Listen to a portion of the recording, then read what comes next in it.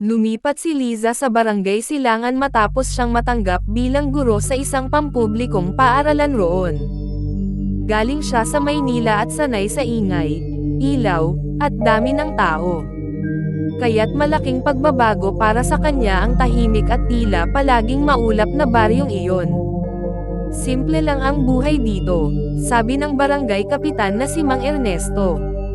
Pero may mga bagay kang dapat iwasan. Huwag ka nang lumabas pagpatak ng 10:00 ng gabi. At kung may marinig kang kumakalmat sa bubong mo, huwag mong bubuksan ang bintana. Napangiti si Liza. Akala niya'y biro lang. May aswang ba rito, Kap? Tanong niya, medyo pabiro. Hindi ngumiti si Mang Ernesto. Oo, sa unang linggo ni Liza, maayos naman ang lahat. Mabait ang mga estudyante at masipag ang mga magulang. Pero napansin niyang kakaunti ang tao sa kalsada pagdating ng gabi. Sa tuwing titingin siya sa labas, parang may mga aninong dumaraan sa gilid ng mata niya. Isang gabi, habang nagbabasa siya sa kanyang kwarto, may narinig siyang kaluskos sa bubong. Para itong kuko na kumakalmat sa yero. Kirk, napatingin siya sa orasan. 10:13 p.m. Naalala niya ang sinabi ni Mang Ernesto. Biglang lumamig ang hangin. Parang may matang nakamasid sa kanya mula sa labas. Tumayo siya at nilapitan ang bintana, pero hindi niya ito binuksan. Sa halip, pinatay niya ang ilaw at nagtago sa ilalim ng kumot. Buong gabi, naroon ang kaluskos. Kinabukasan, may balitang kumalat, ang kapitbahay niyang si Aling Marisa, isang buntis, ay nawalan ng malay sa gitna ng gabi. Nang dalhin sa health center, sinabi ng doktor na may malalalim na galos ang tiyan nito. Parang may tangkang bumukas ng kanyang sinapupunan. Ginagalaw na naman sila ng aswang, bulong ng isa sa mga matandang babae sa barangay.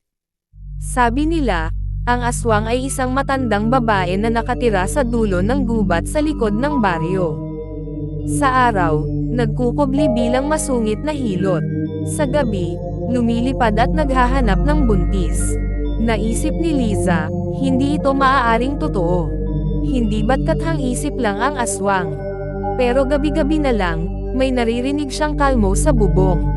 Minsan, may mahaba at matulis na dila raw na sinusubukang ipasok sa siwang ng bubong upang sipsipin ang sanggol sa loob ng sinapupunan.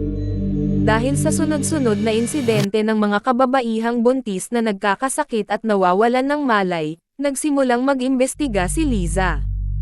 Kinausap niya ang ilang estudyante at magulang, at napansin niyang lahat ng biktima ay dumaan sa panghihilot kay Aling Sela, ang matandang babae sa dulo ng gubat.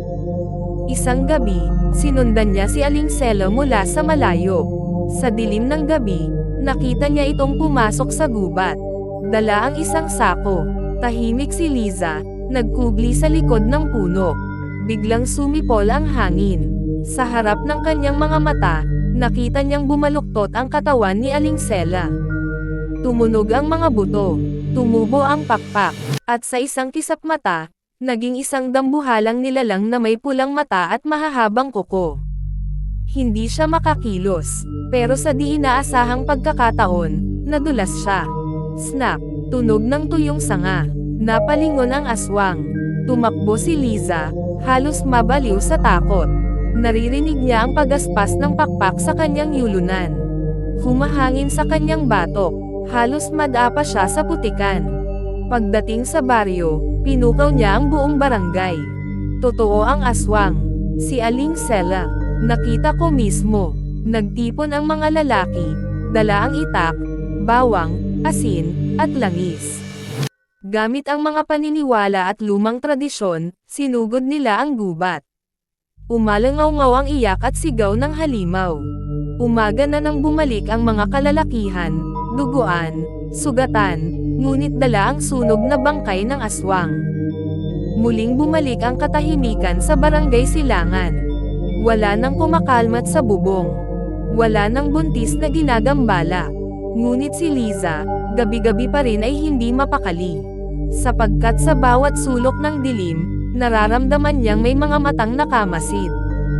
At minsan, Bago siya matulog, tila may naririnig siyang pabulong mula sa bintana.